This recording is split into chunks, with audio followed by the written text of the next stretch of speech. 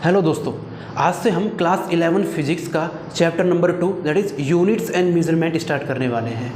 और आज की वीडियो में हम पढ़ेंगे कि मेजरमेंट है क्या, मेजरमेंट की क्या रिक्वायरमेंट है, यूनिट्स क्या हैं, फिजिकल क्वांटिटीज़ क्या है, फंडामेंटल फिजिकल क्वांटिटी क्या है, डिराइव्ड फिजिकल क्वांटिटी क्या है, फिर different types of system of units क्या है, FPS system, CGS system, MKS system, SI system. तो ये सारे टॉपिक्स आज इस वीडियो में हम पढ़ने वाले हैं। तो तैयार हो जाओ कॉपी पेन लेके। सबसे पहले स्टार्ट करते हैं हम नीड फॉर मेजरमेंट। सबसे पहला टॉपिक लेते हैं need for measurement. What is the need for measurement? Measurement की रिक्वायरमेंट ही क्यों है, क्यों इतना इंपॉर्टेंट है फिजिक्स में need for measurement?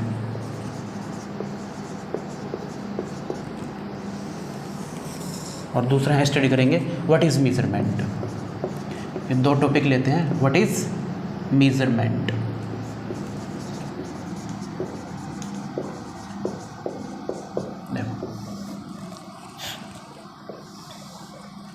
Need for measurement समझते हैं कि मेजरमेंट इतना इंपॉर्टेंट क्यों है, मेजरमेंट की रिक्वायरमेंट क्यों है। सबसे पहले अगर हम कोई भी फिजिकल सिचुएशन देखें, कोई भी नेचुरल फिनोमिना देखें, जैसे free falling of an object, free falling of an object, free falling of an object मतलब अगर कोई भी ऑब्जेक्ट फ्री है, जैसे मार्कर है, अगर मैं इसे फ्री छोड़ूं तो नीचे गिरेगा due to force of gravity. अगर free falling of an object देखें, सपोज करते हैं ये एक क्रिकेट बॉल है, क्रिकेट बॉल है, अगर इसे फ्री छोड़ें तो ये नीचे गिरेगा towards the earth surface, towards ground.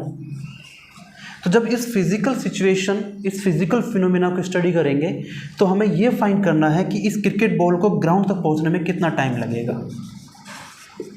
हमें क्या मेजर करना होगा, कितना टाइम लगेगा। इस क्रिकेट बॉल की ग्राउंड, जब एक ग्राउंड पहुंचेगी तो किस वेलोसिटी से पहुंचेगी, उसकी वेलोसिटी क्या होगी at the time of reaching the ground. इस क्रिकेट बॉल को कितना एक्सेलरेशन प्रोड्यूस होगा, इस मोशन में कितना एक्सेलरेशन प्रोड्यूस होगा, कौन सा फोर्स है जिसकी वजह से बॉल नीचे गिर रही है, क्या इसकी एनर्जी है। तो इस सिचुएशन को समझने के लिए ये चीज़ मेजर करने की ज़रूरत है, time, velocity, acceleration, force, energy. मतलब क्या हुआ, किसी भी फिजिकल सिचुएशन को अंडरस्टैंड करना है तो कुछ क्वांटिटीज़ को मेजर करना पड़ेगा, और इन्हीं क्वांटिटीज़ को हम फिजिकल क्वांटिटीज़ बोलते हैं। जैसे किसी को फीवर है तो हमें सिर्फ टेम्परेचर मेज़र करना बहुत ज़रूरी है। अगर हम बॉडी का टेम्परेचर मेज़र ना करें तो पता कैसे लगेगा किसी को फीवर है। हम सब के घरों में इलेक्ट्रिसिटी आ रही है, डोमेस्टिक सप्लाई आ रही है, राइट। अगर हम उस इलेक्ट्रिसिटी जो हम कंज्यूम कर रहे हैं डेली बेसिस पे या मंथली बेसिस पे, अगर हम उसको कैलकुलेट ना करें, मेज़र ना करें, तो फिर पॉसिबल नहीं होगा कि हम उसका बिल कैसे भरें, उसका अमाउंट कितना होगा, उस इलेक्ट्रिसिटी का बिल कितना होगा, तो पॉसिबल नहीं है। तो मेज़रमेंट तो कोई भी फिजिकल सिचुएशन ले लो एसेंशियल है।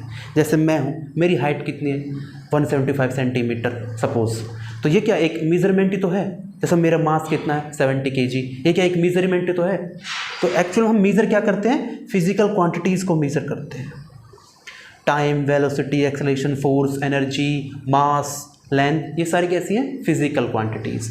तो यहाँ से एक बात निकल के आई, जो फिजिकल क्वांटिटी क्या चीज़ है, any quantity, anything that can be measured, anything that can be measured is a physical quantity, is a physical quantity। anything that can be measured is a physical quantity। Mass measure कर सकते हैं, physical quantity है। Time, suppose मैं video shoot कर रहा हूँ तो मेरी वीडियो की ड्यूरेशन क्या है, 30 मिनट की वीडियो है, 40 मिनट की वीडियो, 1 आवर की वीडियो, मतलब टाइम हम मेजर कर सकते हैं। तो इसका मतलब टाइम क्या है, फिजिकल क्वांटिटी। लेंथ, इस मार्कर की क्या लेंथ है, 30 सेंटीमीटर, 20 सेंटीमीटर, 50 सेंटीमीटर, मेजर कर सकते हैं। लेंथ मतलब फिजिकल क्वांटिटी है। जो भी क्वांटिटी जिसे हम मेजर कर सकते हैं वो फिजिकल क्वांटिटी है। देन टेम्परेचर, जिस टाइम मैं ये वीडियो शूट कर रहा हूँ उस टाइम रूम का क्या टेम्परेचर है, 20 degree Celsius, 30 degree Celsius, 15 degree Celsius, मतलब टेम्परेचर मेजर कर सकते हैं, फिजिकल क्वांटिटी है। इलेक्ट्रिक करंट,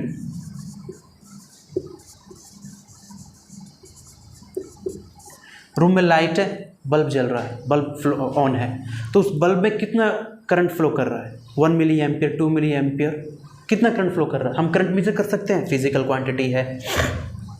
तो ये सारी कैसी हैं, फिजिकल क्वांटिटीज़।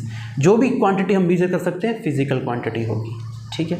अच्छा, फिर ये तो पता लग गया कि मेजरमेंट क्यों नेसेसरी है। अब देखते हैं मेजरमेंट एक्चुअल में है क्या। मैं ये मिटा रहा हूँ, नोट कर लेना, मेजरमेंट एक्चुअल में है क्या। मेजरमेंट देखते हैं, what is the definition of measurement, what is mean by measurement. मानते हैं कि जो मेरा मास है, मास लेते हैं, mass is a physical quantity. मानते हैं जो मेरा मास है वो 70 kg है, 70 kg। मेरा मास कितना है, 70 kg, ठीक है। अगर मैं इसको देखूं, ये क्या है 70, ये क्या है, एक नंबर है, एक न्यूमेरिकल वैल्यू, एक नंबर है। और यहाँ पे kg क्या है, kg क्या है, kg एक स्टैंडर्ड है जिसे हम यूनिट बोलेंगे, अभी देखेंगे यूनिट क्या चीज़ है। kg क्या है, एक स्टैंडर्ड यूनिट। मतलब क्या हुआ, जो मेरा मास 70 kg है, अगर मैं 1 kg को स्टैंडर्ड मानूं, 1 kg को मैं यूनिट मानूं, तो जो मेरा मास है वो 1 kg का 70 टाइम्स, कितना टाइम्स है, 70 टाइम्स। मेरा मास 1 kg का 70 गुना है। ये होता है मेजरमेंट। जैसे और लेते हैं, इस मार्कर की लेंथ है, सपोज करते हैं इस मार्कर की जो लेंथ है वो सपोज करते हैं 20 सेंटीमीटर है, 20 सेंटीमीटर। अब देखो यहाँ पे 20 क्या, एक न्यूमेरिकल वैल्यू है, कोई नंबर है, ये 20 तो नंबर है। और ये सेंटीमीटर क्या है, ये एक स्टैंडर्ड है, यूनिट। क्या है, यूनिट। मतलब क्या हुआ, length of this marker is 20 centimetre. इसका मीनिंग ये हुआ, अगर हम सेंटीमीटर को स्टैंडर्ड माने, अगर 1 सेंटीमीटर को स्टैंडर्ड माने, तो जो इस मार्कर की लेंथ है वो 1 सेंटीमीटर का 20 टाइम्स है। मतलब 1 सेंटीमीटर इस मार्कर में 20 बार आएगा। इस मार्कर की जो लेंथ है 1 सेंटीमीटर का 20 गुना है। यही तो मेजरमेंट है। और एग्जांपल समझते हैं, टेम्परेचर। मान लेते हैं रूम का टेम्परेचर इस टाइम पे 25 डिग्री सेल्सियस है, normal room temperature 25 degree Celsius है। तो ये क्या है, 25 अगेन कोई एक नंबर है, न्यूमेरिकल वैल्यू है।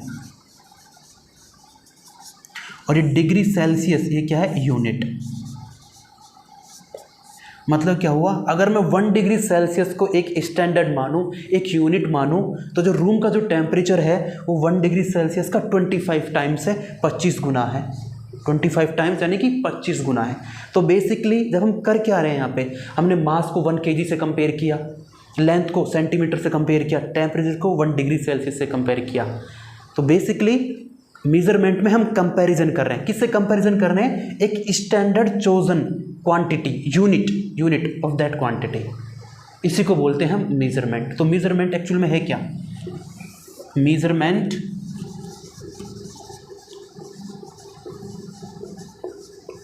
is nothing but comparison, nothing but, तो measurement is nothing but comparison, comparison with what, comparison, measurement is nothing but comparison, comparison with a standard quantity of that unit, quantity of measurement जिसे हम बोलते हैं unit. तो ये क्या है, measurement is nothing but एक कंपैरिजन। ये भी एक कंपैरिजन, ये भी एक कंपैरिजन, एक कंपैरिजन है, ठीक है। तो समझते हैं यूनिट क्या है। जैसे यहाँ पे 1 kg यूनिट है, सेंटीमीटर यूनिट है, डिग्री सेल्सियस यूनिट है। तो यूनिट क्या है, यूनिट देखते हैं। हाँ, तो मैं ये मिटा रहा हूँ।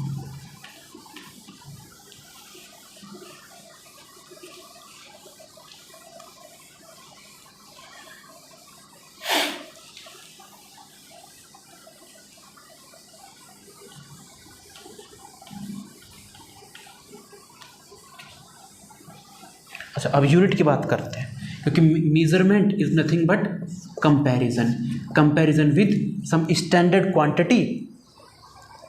तो देखते हैं यूनिट क्या है। अगर हम यूनिट की बात करें तो unit is nothing an arbitrarily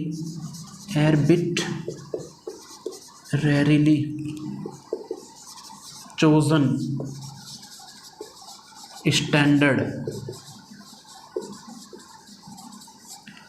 for measurement of a quantity, measurement of a quantity. तो यूनिट क्या है? An arbitrarily chosen standard for measurement of quantity. देखो आर्बिट्रेरीली, दो वर्ड हैं, आर्बिट्रेरीली एंड स्टैंडर्ड। इन दो वर्ड का मीनिंग समझते हैं। आर्बिट्रेरी मतलब कंप्लीटली आपकी इच्छा पे डिपेंड कर रहा है कि आप किसको यूनिट माने। सपोज मैं लेंथ को, अगर मैं लेंथ की बात करूं, सपोज मैं लेंथ को सेंटीमीटर में मेज़र करता हूँ, मान लेता हूँ मैं लेंथ को, जो लेंथ की मैं यूनिट मानता हूँ वो सेंटीमीटर मानता हूँ। आप बोलेंगे नहीं हम तो सेंटीमीटर नहीं मानेंगे, हम तो मीटर मानेंगे। तो मान लो भाई, आप भी डिपेंड करता है। कोई बोलता है मैं तो किलोमीटर मानूंगा, फिर कोई बोलेगा मैं तो नहीं, मैं तो एस्ट्रोनॉमिकल यूनिट मानूंगा।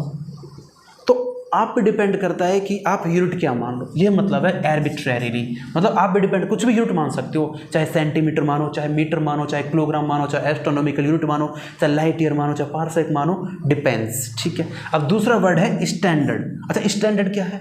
स्टैंडर्ड ये है, अगर आप सेंटीमीटर मानते हो कोई प्रॉब्लम नहीं है, लेकिन जो सेंटीमीटर का मीनिंग आपके लिए है वही मेरे लिए है, वही अमेरिका के लिए, वही यूके के लिए है। मतलब सेंटीमीटर आप यूज़ कर रहे हो, लेकिन जहाँ जहाँ सेंटीमीटर यूज़ होगा उसका मीनिंग, उसकी वैल्यू कांस्टेंट फिक्स्ड होगी। ऐसे नहीं है कि मेरे लिए सेंटीमीटर अलग है, आपके लिए सेंटीमीटर अलग है, इंग्लैंड में जो बच्चे पढ़ रहे हैं उनके लिए सेंटीमीटर अलग है, सबके लिए सेम है। ये मतलब है स्टैंडर्ड का। तो ये सारी हैं यूनिट्स की definition. An arbitrarily chosen standard for measurement of a quantity is a unit. ठीक है। अब आगे देखते हैं नेक्स्ट टॉपिक क्या है।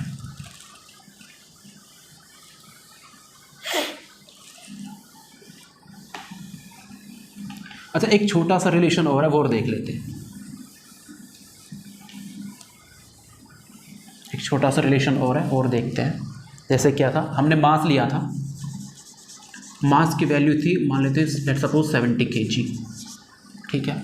फिर हमने लेंथ ली थी, मान लेते हैं जो मेरी लेंथ है मान लेते हैं, मतलब हाइट 175 सेंटीमीटर है। फिर टाइम मान लेते हैं, मेरी वीडियो की जो ड्यूरेशन है वो 40 मिनट है मान लेते हैं सपोज। अच्छा इन एग्जाम्पल को देखते हैं। देखो मास फिजिकल क्वांटिटी है, लेंथ फिजिकल क्वांटिटी है, टाइम एक फिजिकल क्वांटिटी है। तो इन फिजिकल क्वांटिटी को कैसे लिखा हुआ है? Number into unit, number into unit, number into unit, यही तो है। Number into unit, number into unit, number into unit. मतलब क्या हुआ, अगर कोई भी फिजिकल क्वांटिटी ले इन जनरल अगर हम जनरल बात करें, in general any physical quantity, magnitude of any physical quantity Q, उसको हम लिख सकते हैं नंबर इंटू यूनिट। यही तो है, number into unit, number into unit, number into unit. किसी भी फिजिकल क्वांटिटी के मैग्नीट्यूड को हम लिख सकते हैं नंबर इंटू यूनिट। ये रिलेशन याद रखेगा, राइट। अब यहाँ से एक रिलेशन और आता है, मास को ही लेते हैं। मास की वैल्यू है, मेरा मास 70 kg है। इस स्टेटमेंट का मीनिंग सिर्फ यही है, अगर 1 kg यूनिट लेता हूँ तो मेरा मास 1 kg का 70 टाइम्स है। अगर इस मास को मैं ग्राम में कन्वर्ट करूँ, 1 kg सबको पता है 1 kg इक्वल टू 1000 ग्राम। तो यहाँ पे 70 इंटू 1 kg इक्वल्स टू 1000 ग्राम। अभी ग्राम में कन्वर्ट हो गया तो हो जाएगा 70,000 ग्राम। देखो यहाँ पे हमने मास को मेज़र किया किलोग्राम में, और यहाँ पे मास को मेज़र किया ग्राम में। मतलब मास तो मेरा ही है, मास तो सेम रहेगा, मास कांस्टेंट रहेगा, लेकिन यूनिट्स अलग अलग हैं। यहाँ पे किलोग्राम, यहाँ ग्राम। अब यहाँ पे एक चीज़ ऑब्जर्व करने वाली बात है कि अगर हम यूनिट्स केजी लेते हैं, जो कि बड़ी यूनिट है कंपैरेटिवली ग्राम के कंपैरिजन में किलोग्राम बड़ी यूनिट है। अगर हम मास की यूनिट केजी लेते हैं तो जो मेरा मास है वो 70 है। अगर मैं मास की यूनिट ग्राम लेता हूँ तो मेरा मास है वो 70,000। मतलब यूनिट अगर बड़ी है तो नंबर छोटा है, यूनिट अगर छोटी है तो नंबर बड़ा है। समझ रहे हो? मतलब यूनिट बड़ी नंबर छोटा, अगर यूनिट छोटी नंबर बड़ा, दोनों में इनवर्स रिलेशन है। जैसे टाइम लेते हैं, लेंथ लेते हैं, मानते हैं दिल्ली और चंडीगढ़ के बीच में डिस्टेंस 200 किलोमीटर है। कोई भी दो सिटीज़ हैं, सपोज करते हैं एग्जांपल लेते हैं, कोई भी दो सिटीज़ हैं, उनके बीच में डिस्टेंस 200 किलोमीटर है। अब इस किलोमीटर को, किलोमीटर बड़ी यूनिट है, इसे कन्वर्ट करते हैं हम मीटर में। 1 किलोमीटर इक्वल्स टू 1000 मीटर। ये हो जाएगा 2 and 3 मीटर। अब देखो डिस्टेंस तो सेम है ना, दो सिटीज़ के दिल्ली और चंडीगढ़ के बीच में ये डिस्टेंस है, चाहे इसे आप किलोमीटर में लिखो चाहे मीटर में लिखो, है तो सेम डिस्टेंस। फ़र्क क्या हुआ, अगर यहाँ किलोमीटर को यूनिट माने तो डिस्टेंस है 200, अगर यहाँ मीटर को यूनिट माने तो डिस्टेंस है ये। इन दोनों में क्या रिलेशन है, देखो किलोमीटर अगर बड़ी यूनिट है, किलोमीटर क्या बड़ी यूनिट, तो नंबर यहाँ पे छोटा है। मीटर क्या स्मॉल यूनिट, किलोमीटर के कंपैरिजन में मीटर स्मॉल यूनिट है तो नंबर है बड़ा। मतलब यूनिट एंड न्यूमेरिकल वैल्यू में इनवर्स रिलेशन है। तो हम यहाँ से डिफाइन कर सकते हैं कि number numerical value n is inversely proportional to unit u।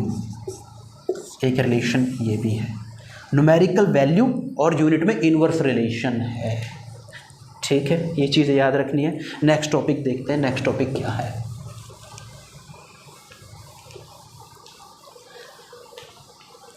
तो ये है all about unit, measurement, physical quantity के बारे में। अब देखते हैं नेक्स्ट टॉपिक हमारा क्या है। नेक्स्ट टॉपिक देखते हैं,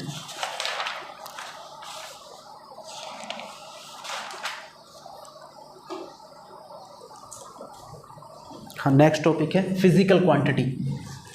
फिजिकल क्वांटिटी के बारे में वैसे थोड़ा पढ़ चुके हैं, थोड़ा और डिटेल में देख लेते हैं फिजिकल क्वांटिटीज़। अच्छा, फिजिकल क्वांटिटीज़ के बारे में हम ऑलरेडी स्टडी कर चुके हैं। Any quantity that can be measure is a physical quantity. Mass, time, velocity, speed, acceleration, moment of inertia, refractive index, current, ये सारी कैसे फिजिकल क्वांटिटी जो भी मेजर कर सकते हैं फिजिकल क्वांटिटीज़। अब देखो फिजिकल क्वांटिटीज़ फिजिक्स में बहुत सारी हैं, उनको एक को स्टडी करना बहुत मुश्किल है, टफ है, इम्पॉसिबल है। तो इन फिजिकल क्वांटिटीज़ को 2 पार्ट्स में क्लासिफाई किया हुआ है। पहला है फंडामेंटल, फंडामेंटल और बेस क्वांटिटीज़, फंडामेंटल और बेस क्वांटिटीज़ जैसे बात करते हैं। देखो फंडामेंटल क्वांटिटीज़ क्या है, और दूसरा है derived quantities, derived quantities.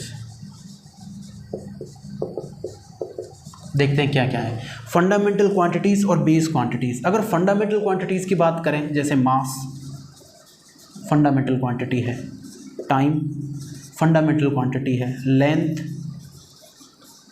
Fundamental quantity है, टेम्परेचर फंडामेंटल क्वांटिटी है, करंट, करंट मतलब इलेक्ट्रिक करंट फंडामेंटल क्वांटिटी है। अब फंडामेंटल क्वांटिटी का क्या मतलब क्या है, जैसे मास, ये फंडामेंटल, जितनी भी फंडामेंटल क्वांटिटीज़ हैं अपने आप में इंडिपेंडेंट है। मतलब ऐसा नहीं है कि मास को मैं टाइम की टर्म्स में लिख दूँ, या टाइम को मास की टर्म्स में लिख दूँ, या लेंथ को मास की टर्म्स में लिख दूँ। जितनी भी फंडामेंटल क्वांटिटीज़ अपने आप में इंडिपेंडेंट हैं, फंडामेंटल हैं, किसी पे डिपेंड ही नहीं करेंगे। जबकि अगर हम ड्राइव्ड क्वांटिटीज़ की बात करें, ड्राइव्ड क्वांटिटीज़ की बात करें, जैसे हम एरिया की बात करते हैं, एरिया क्या होता है, जैसे अगर बोर्ड का एरिया हम कैलकुलेट करें तो बोर्ड की शेप क्या है, रेक्टेंगुलर, तो एरिया क्या हो जाएगा, लेंथ इनटू ब्रेथ। लेंथ क्या है, लेंथ है, और ब्रेथ क्या है, ये भी एक लेंथ है। तो एरिया को हमने किस में टर्म्स में लिखा है, लेंथ इनटू लेंथ। एरिया को किसकी टर्म्स में लिखा है, लेंथ इनटू लेंथ, यानी कि, और लेंथ क्या है, फंडामेंटल क्वांटिटी है। मतलब एरिया को हमने फंडामेंटल क्वांटिटीज़ की टर्म्स में लिख दिया, या ऐसे बोले कि जो एरिया है वो कहाँ से ड्राइव हुआ है, फंडामेंटल क्वांटिटीज़ से। तभी तो इन्हें बोलते हैं ड्राइव्ड क्वांटिटीज़, क्योंकि ये जो जितनी भी ड्राइव्ड क्वांटिटीज़ हैं सारी फंडामेंटल क्वांटिटीज़ से ड्राइव हुई हैं। जैसे और एग्जांपल लेते हैं, स्पीड देखते हैं। स्पीड है distance over time, distance over time. Distance क्या है, लेंथ, टाइम क्या है, टाइम, यानी कि ये भी लेंथ ओवर टाइम है। लेंथ क्या है, फंडामेंटल क्वांटिटी, टाइम क्या है, फंडामेंटल क्वांटिटी। मतलब हुआ स्पीड को भी हमने फंडामेंटल क्वांटिटी से ही ड्राइव किया हुआ है, इसलिए ये सारी ड्राइव्ड क्वांटिटीज़ हैं। Example area, volume, density, speed, velocity, acceleration, force, torque, moment of inertia, linear momentum, angular momentum and so on. तो सारी जितनी भी ड्राइव्ड क्वांटिटीज है सारी फंडामेंटल क्वांटिटीज से ड्राइव हुई हैं। ये है फंडामेंटल क्वांटिटीज़, ये है ड्राइव्ड क्वांटिटीज़। तो ये इतना, ये चीज़ आपके समझ में आई होगी। नेक्स्ट टॉपिक क्या है हमारा, नेक्स्ट टॉपिक देखते हैं fundamental units and base units. हाँ, यहीं पे fundamental units and base units यहीं पे देखते हैं। Fundamental units and base units यहाँ ज़्यादा इजी रहेगा, कंपेयर करना इजी रहेगा। फंडामेंटल यूनिट्स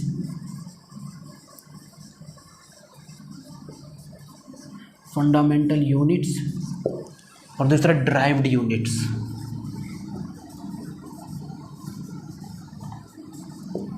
अब ये फंडामेंटल यूनिट्स क्या है?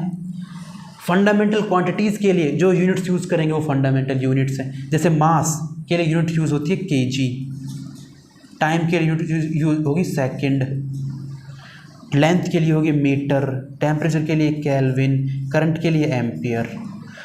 जितनी भी फंडामेंटल क्वांटिटीज़ हैं उनके लिए जो भी यूनिट्स यूज़ हो रही हैं उन्हें बोलेंगे फंडामेंटल यूनिट्स। फिर ड्राइव्ड यूनिट्स क्या है? जितनी भी ड्राइव्ड क्वांटिटीज़ हैं उनके लिए जो भी यूनिट्स यूज़ होंगी उन्हें बोलेंगे ड्राइव्ड यूनिट्स। जैसे अगर एरिया की बात करते हैं, एरिया क्या था? लेंथ इंटू ब्रेथ, लेंथ को मेजर करेंगे मीटर में, इस लेंथ को मेजर करेंगे मीटर में, तो एरिया की यूनिट होती है मीटर स्क्वायर। तो एरिया की यूनिट क्या है? Metre square. और मीटर क्या था? Fundamental units. यानी कि जो एरिया की जो यूनिट है वो फंडामेंटल यूनिट्स की टर्म्स में है, इसलिए क्या है? Derived units.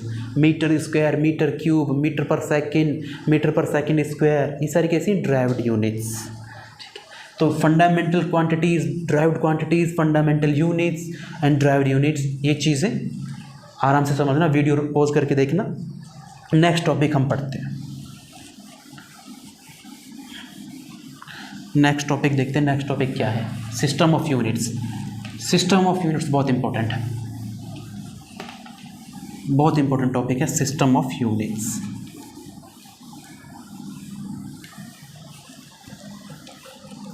नेक्स्ट टॉपिक है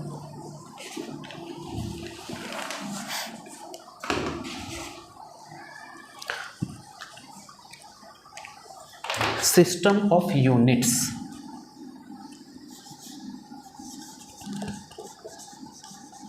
सिस्टम ऑफ यूनिट्स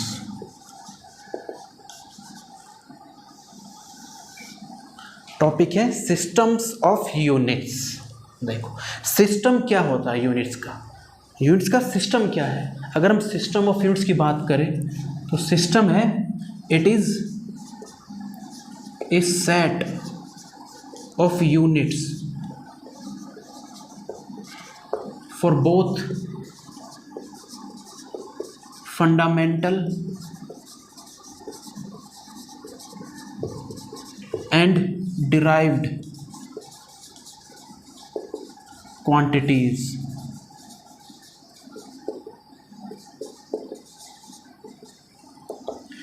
अगर हम सिस्टम की बात करें, it is a set of units for both fundamental and derived quantities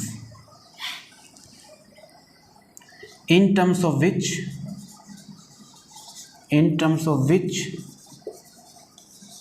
units of all physical quantities can be derived।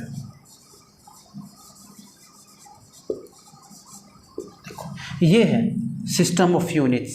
क्या है? It is a set of units for both fundamental and derived quantities in terms of which units of all physical quantities can be derived। ये इसकी definition है। Definitions में इतना कुछ समझ में नहीं आया होगा, हम डायरेक्ट मूव करते हैं कि कितने हमारे पास सिस्टम्स हैं, कितने सिस्टम्स हैं। तो करंटली हमारे पास जो सिस्टम ऑफ यूनिट्स हैं वो है 4। पहला सिस्टम देखते हैं FPS सिस्टम, FPS सिस्टम। दूसरा है CGS सिस्टम, CGS सिस्टम।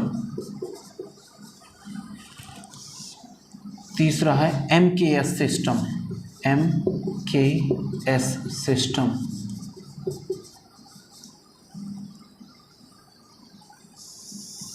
और चौथा है जो सबसे इम्पोर्टेंट है SI सिस्टम। सबसे ज़्यादा इम्पोर्टेंट है SI सिस्टम। पूरी फिजिक्स में, पूरी इंजीनियरिंग में, पूरी साइंस में हम एसआई सिस्टम ही यूज़ करते हैं जनरली। ठीक है, तो ये 4 सिस्टम्स हैं, सिस्टम्स ऑफ यूनिट्स हैं। अच्छा, ये देखते हैं इनका मीनिंग क्या क्या है। अगर हम एफपीएस सिस्टम की बात करें, एफपीएस सिस्टम की बात करें तो एफपीएस सिस्टम में क्या होता है कि जो हम लेंथ की यूनिट होती है F for foot, F for foot, P for pound and S for second. FPS system में क्या हुआ, एफपीएस सिस्टम क्या करता है, केवल 3 fundamental quantities, mass, length and time, 3 fundamental quantities को ही ये यूनिट असाइन कर रहा है। एफपीएस सिस्टम क्या बोल रहा है कि भाई हम लेंथ को फुट में मेजर करेंगे और मास को हम पाउंड में मेजर करेंगे और टाइम को हम सेकंड में यूज़ करेंगे। मतलब मास, लेंथ एंड टाइम को ही केवल ये यूनिट असाइन कर रहा है। ठीक है, बोल रहा है कि हम मास को पाउंड में मेज़र करेंगे और लेंथ को फुट में मेज़र करेंगे, टाइम को सेकंड में। जबकि सीजी सिस्टम देखते हैं, सीजी सिस्टम में क्या है, C stands for centimetre, C stands for centimetre, G stands for gram and S stands for second. CG system में क्या है कि लेंथ को सेंटीमीटर में मेज़र करेंगे, मास को ग्राम में मेज़र करेंगे और टाइम को सेकंड में मेज़र करेंगे। इसमें भी केवल सीजे सिस्टम में भी केवल 3 फंडामेंटल क्वांटिटीज़ हैं, मास, लेंथ एंड टाइम। उन्हीं 3 फंडामेंटल क्वांटिटीज़ को यूनिट्स असाइन की हुई है। अच्छा, एमकेएस सिस्टम देखते हैं। एमकेएस सिस्टम क्या है, एमकेएस सिस्टम में लेंथ को हम मेज़र करेंगे मीटर में, ठीक है, और मास को मेज़र करेंगे किलोग्राम में और टाइम को मेज़र करेंगे सेकंड में। एम की सिस्टम में क्या होगा, लेंथ को मेज़र करेंगे मीटर में, मास को मेज़र करेंगे किलोग्राम में और टाइम को मेज़र करेंगे सेकंड में। ये एम के एस सिस्टम की कहानी है। इसमें भी केवल 3 यूनिट्स, 3 फंडामेंटल यूनिट्स डिफाइन हुई हैं, मीटर, किलोग्राम, सेकंड, जो लेंथ, मास और टाइम की यूनिट्स हैं। ठीक है, अच्छा, अगर इन सिस्टम्स की मैं बात करूँ, FPS system, CGS system, MKS system, तो इनकी एक ड्रॉबैक है, इनकी एक लिमिटेशन है, इनमें कमी है। क्या कमी है? अगर एफपीएस सिस्टम, ये क्या करते हैं तीनों सिस्टम, केवल 3 फंडामेंटल यूनिट्स असाइन कर रहे हैं, लेंथ की, मास की एंड टाइम की। तो इससे फ़र्क ये पड़ता है कि अगर हम मैकेनिक्स की बात करें, मैकेनिक्स जहाँ मोशन, फोर्स और कॉजेज ऑफ मोशन, तो उसमें जितनी भी फिजिकल क्वांटिटी जैसे velocity, speed, acceleration, force, moment of inertia, linear momentum, angular momentum, work, energy, ये जो फिजिकल क्वांटिटीज़ हैं, जितनी भी मैकेनिक्स में फिजिकल क्वांटिटीज़ हैं, उनकी यूनिट्स को हम इजीली ड्राइव कर लेंगे। इन 3 यूनिट्स के बेसिस पे हम मैकेनिक्स में जितनी भी फिजिकल क्वांटिटी यूज़ हो रही है उनकी यूनिट्स ड्राइव कर लेंगे। लेकिन प्रॉब्लम ये आती है, अगर सपोज हम ऑप्टिक्स पढ़ते हैं, रिफ्रैक्टिव इंडेक्स, मैग्नीफिकेशन, या फिर न्यूक्लियर फिजिक्स पढ़ते हैं, या फिर इलेक्ट्रिसिटी पढ़ रहे हैं, या फिर थर्मोडायनेमिक्स पढ़ रहे हैं, तो वहाँ जो फिजिकल क्वांटिटीज़ यूज़ हो रही हैं, तो उन फिजिकल क्वांटिटीज़ की यूनिट्स इनकी टर्म्स में ड्राइव हम नहीं कर सकते। ये इसकी लिमिटेशंस हैं। तो इनकी लिमिटेशंस को ओवरकम करता है ये एसआई सिस्टम, इनकी लिमिटेशंस को ओवर करता है ये एसआई सिस्टम। अच्छा, एसआई सिस्टम डिटेल में पढ़ते हैं, मैं ये नहीं मिटाऊंगा क्योंकि एसआई सिस्टम को इससे कंपेयर करेंगे। एसआई सिस्टम नोट करते चलना भाई।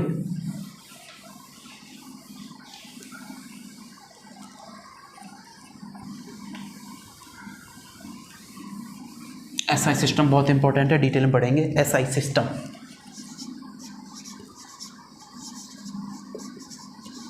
SI system, SI stand for international system of units. World wide use करते हैं, इंटरनेशनल लेवल पे एसआई सिस्टम ही यूज़ होगा। देखो इसमें क्या क्या होता है एसआई सिस्टम में, एक्चुअल में जो एमकेएस सिस्टम था ना पहले, मीटर, किलोग्राम, सेकंड, इसी को मॉडिफाइड करके, इसी को मॉडिफाइड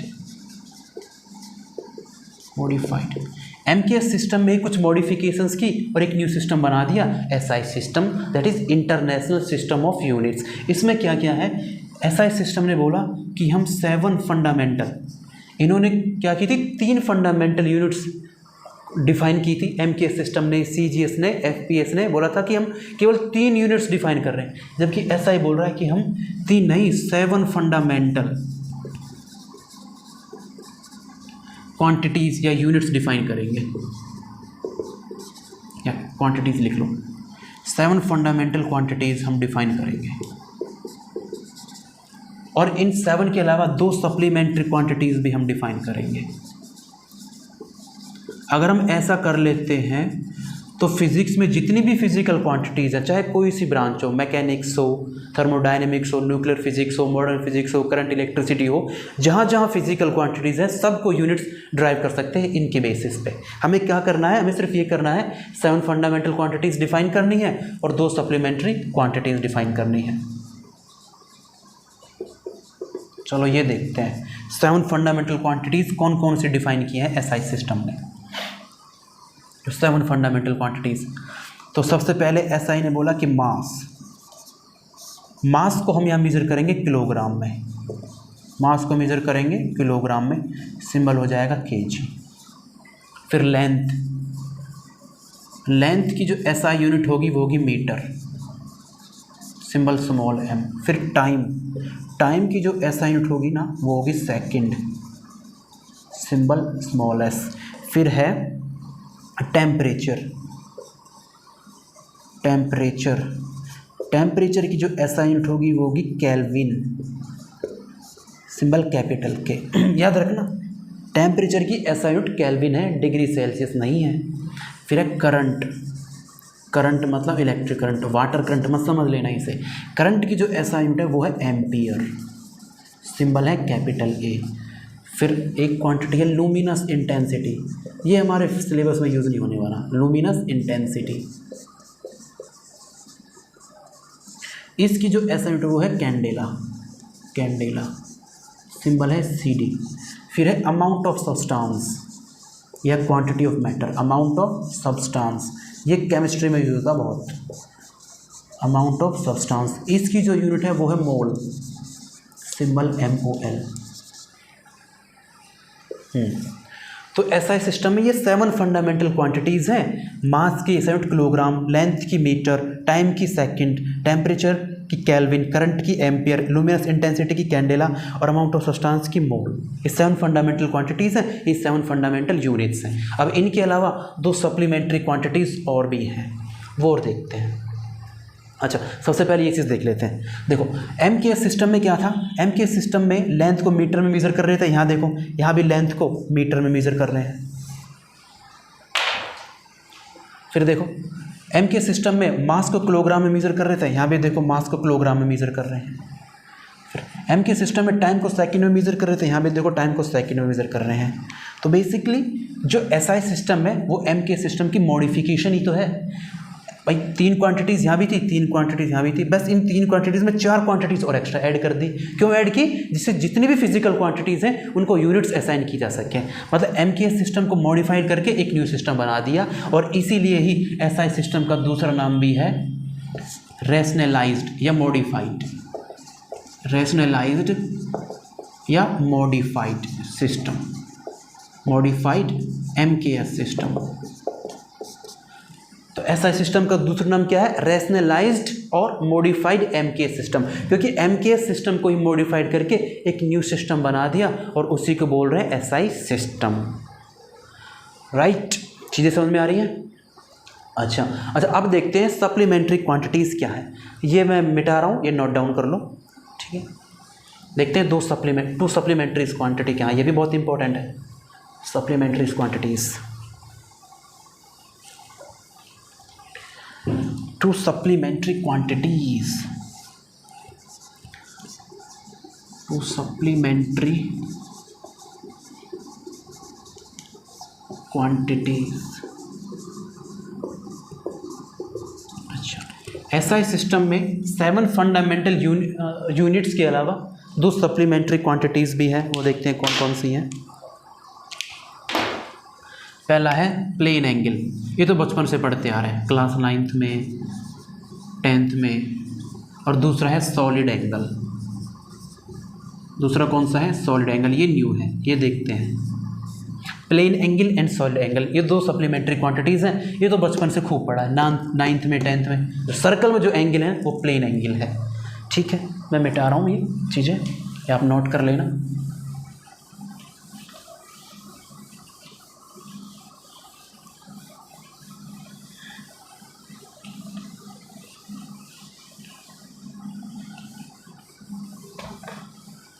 अच्छा, सबसे पहले पढ़ते हैं प्लेन एंगल। प्लेन एंगल देखते हैं, प्लेन एंगल क्या है। देखते हैं प्लेन एंगल। प्लेन एंगल देखो, अगर प्लेन एंगल की बात करें ना, प्लेन एंगल है एंगल इन ए प्लेन, या इसे 2D एंगल भी बोलते हैं, 2 dimensional angle, angle formed in a plane. जैसे अगर मैं इस बोर्ड की बात करूँ, ये भी एक प्लेन है, इसकी दो साइड्स, एक ये साइड एक ये साइड, अगर इन दोनों साइड के पूछो ये एंगल कितना है 90 डिग्री, क्योंकि दोनों साइड्स परपेंडिकुलर है, तो ये कैसा है, प्लेन एंगल है। तो plane angle is angle formed in a plane, it's a 2D angle. अच्छा, डिफाइन कैसे करेंगे, डिफाइन देखते हैं। सपोज करते हैं कोई एक सर्कल है, एक सर्कल है और इसका सेंटर है, और मान लेते हैं ये इस सर्कल का आर्क है।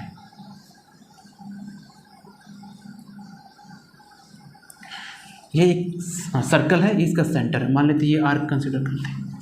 ये एक सर्कल का आर्क है, ये पॉइंट ए मान लेते हैं, ये पॉइंट बी मान लेते हैं। ये क्या हो गया, एक arc, arc of a circle, arc of a circle. अब ये आर्क इस सेंटर के इस सर्कल के सेंटर पे जो एंगल सबटेंड करेगा, मान लेते हैं ये आर्क जिसकी लेंथ मान लेते हैं एल है, आर्क ए बी जिसकी लेंथ मान लेते हैं एल है, और ये सर्कल की रेडियस आर है। ये आर्क सर्कल के सेंटर पे जो एंगल सबटेंड करेगा, मान लेते हैं एंगल सबटेंड कर रहा है ये एंगल, और इस एंगल बोलते हैं थीटा।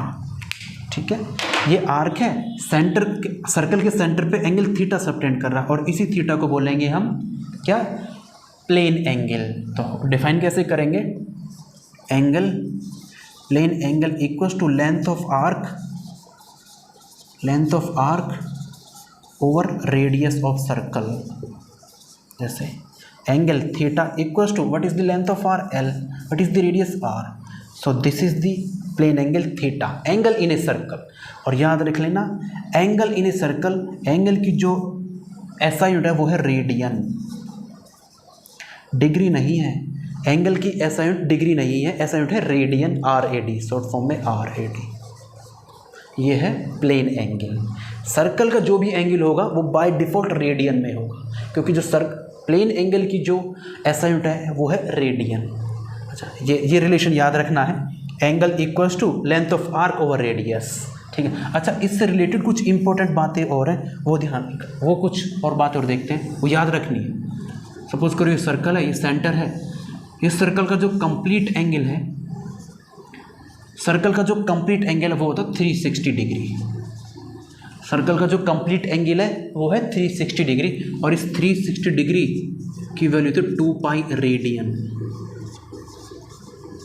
ये याद रखना है, सर्कल का जो कंप्लीट एंगल है डिग्री में 360 डिग्री है और रेडियन में 2 पाई रेडियन है। अगर यहाँ से मैं पाई रेडियन की वैल्यू निकाल, पाई रेडियन हो जाएगा 360 ओवर 2, सिंप्लीफाई करेंगे 180 डिग्री, मतलब pi radian equals to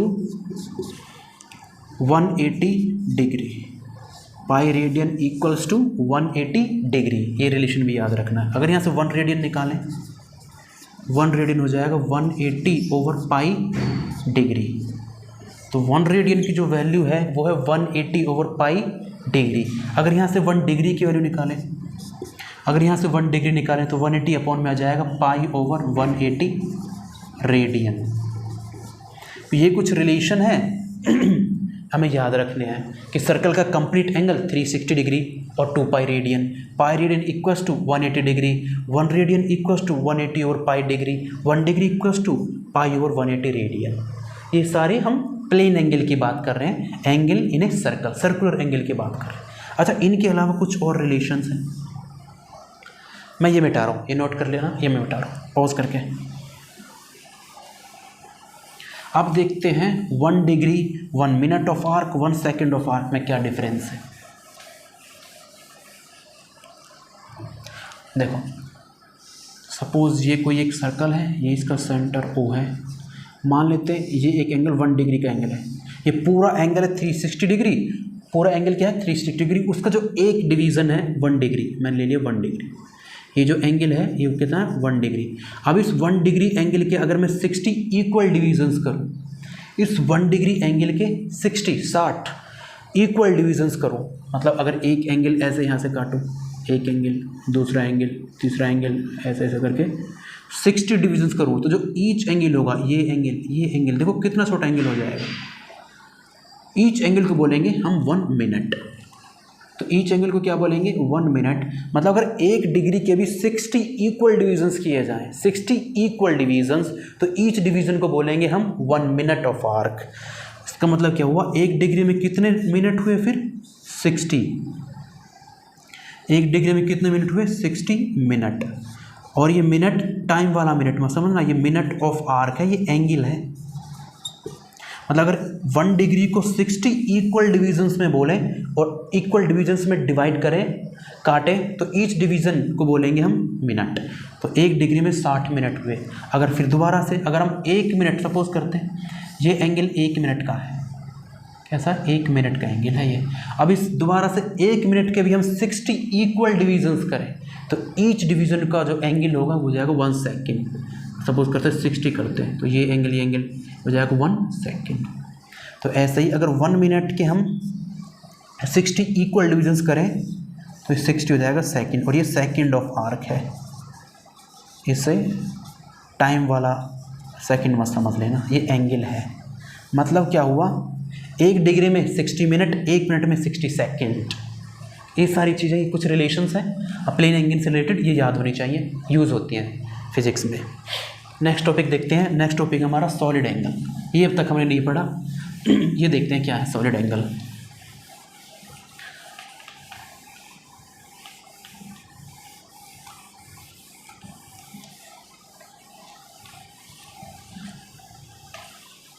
solid angle,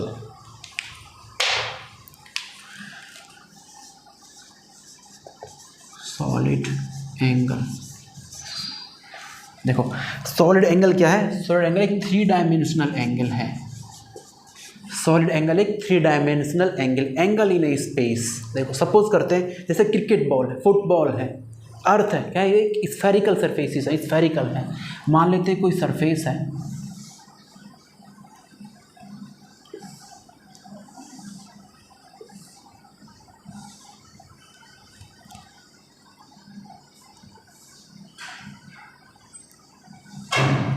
अरे बन जा भाई, नहीं बन रहा, 1 मिनट बाहर से बनाते हैं।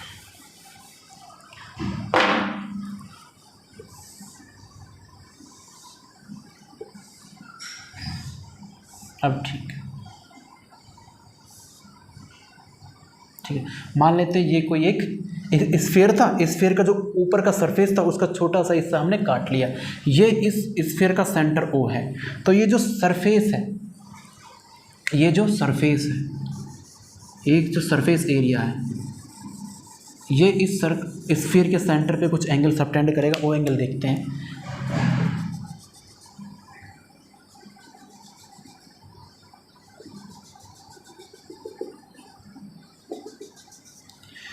ये जो सरफेस है, इस स्फीयर के सेंटर O पे कुछ एंगल सबटेंड कर रहा है, वो मान लेते ये एंगल है, ये एंगल है, मान लेते हैं ओमेगा से।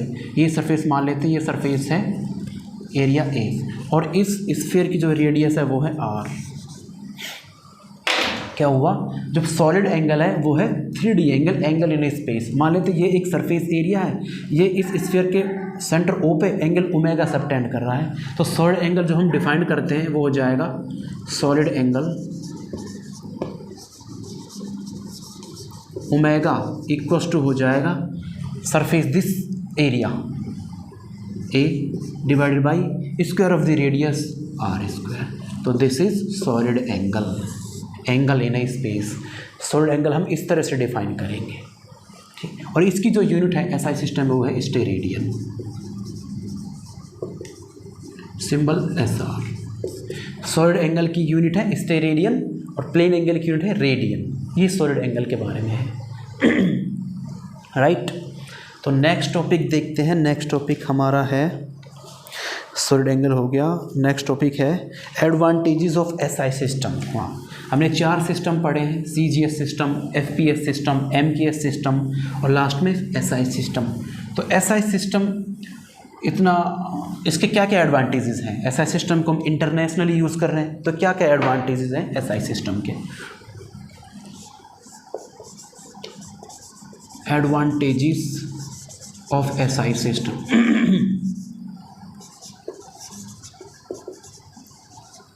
Advantages of SI system.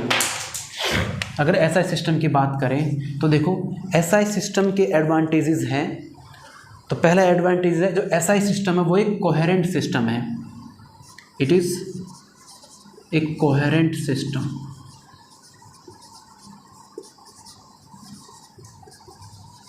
SI system वो कैसा सिस्टम है? एक कोहेरेंट सिस्टम है। कोहेरेंट का मीनिंग समझते हैं। कोहेरेंट का मीनिंग क्या है?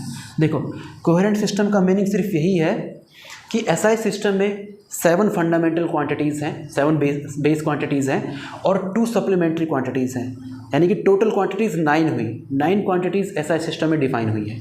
इन 9 क्वांटिटीज़ के बेसिस पे जितनी भी फिजिकल क्वांटिटीज़ फिजिक्स में यूज होनी है, सब की यूनिट्स हम ड्राइव कर सकते हैं। ये है मीनिंग कोहेरेंट का। एफपीएस सिस्टम ऐसा नहीं था, क्योंकि 3 यूनिट्स थी, 3 क्वांटिटीज़ थी। अब 3 क्वांटिटीज़ के बेसिस पे सारी फिजिकल क्वांटिटीज़ को यूनिट्स असाइन करना इम्पॉसिबल है। तो ये है कोहेरेंट का meaning. SI system is a coherent system. दूसरा एडवांटेज देखते हैं, it is a rational system. It is a rational system. Rational system का मीनिंग देखते हैं। रैशनल सिस्टम का मीनिंग क्या है? देखो, रैशनल सिस्टम सपोज करते हैं, रैशनल सिस्टम में क्या मीनिंग, इसका मीनिंग क्या है कि जितनी भी कोई एक पर्टिकुलर टाइप की जो फिजिकल क्वांटिटी है उसको केवल 1 यूनिट होगी। जैसे अगर एनर्जी की हम बात करें, एनर्जी की चाहे कोई सी फॉर्म हो, चाहे मैकेनिकल एनर्जी हो, इलेक्ट्रिकल एनर्जी हो, हीट एनर्जी हो, लाइट एनर्जी हो, सबकी एसआई सिस्टम में एसआई यूनिट जूल होगी। ठीक है, क्या है कि रैशनल सिस्टम का मीनिंग ये है कि अगर एक कोई भी पर्टिकुलर फिजिकल क्वांटिटी है उसको केवल 1 यूनिट असाइन हुई है। जैसे एनर्जी की बात करें, मैकेनिकल एनर्जी, एनर्जी की कोई सी फॉर्म हो, mechanical energy, light energy, electrical energy, heat energy, सबकी ऐसा यूनिट जूल है। जबकि एमकेएस सिस्टम में क्या था? अगर एमकेएस सिस्टम की बात करें, वहाँ पे हीट एनर्जी को यूनिट असाइन करते हैं कैलोरी। मैकेनिकल एनर्जी को असाइन करते हैं जूल। मैकेनिकल मतलब electrical kinetic energy plus potential energy. और इलेक्ट्रिकल एनर्जी की बात करें, इलेक्ट्रिकल एनर्जी को यूनिट असाइन करते हैं वाट। यहाँ पे एनर्जी के डिफरेंट फॉर्म्स हैं तो यूनिट भी डिफरेंट है। ऐसा सिस्टम में ऐसा नहीं है। फिजिकल क्वांटिटी एक है, चाहे उसकी फॉर्म्स अलग अलग है, यूनिट एक ही है। तो ये मीनिंग है रैशनल सिस्टम। अगला एडवांटेज देखते हैं इसका। ये एक मैट्रिक सिस्टम है। एसआई इज ए मैट्रिक और decimal system. SI is a metric और डेसिमल सिस्टम, ये भी इम्पोर्टेंट है। इसे समझते हैं क्या है मैट्रिक और डेसिमल सिस्टम। ये हमारा नेक्स्ट टॉपिक है, वही समझते हैं।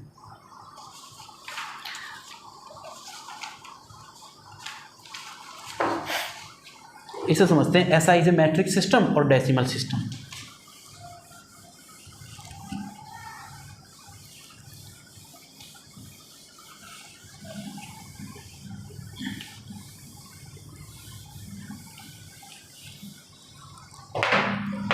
क्या था? एसआई इज ए मैट्रिक और डेसिमल सिस्टम, ये समझते हैं। लेकिन इसे समझने से पहले एक टेबल हमें देखनी है, मल्टीप्लायर और प्रेफिक्सेस की टेबल देखनी है। किसकी देखनी? प्रेफिक्सेस की टेबल। जैसे देखो अगर 10 to the power -1 अगर मल्टीप्लायर हम यूज़ करते हैं, इसके लिए हम प्रेफिक्स यूज़ करते हैं डेसी, सिंबल होगा स्मॉल डी। अगर 10⁻² हम यूज़ करते हैं, इसके लिए प्रेफिक्स यूज़ करेंगे सेंटी, सिंबल स्मॉल सी। 10⁻³ 10⁻⁴ 10⁻⁶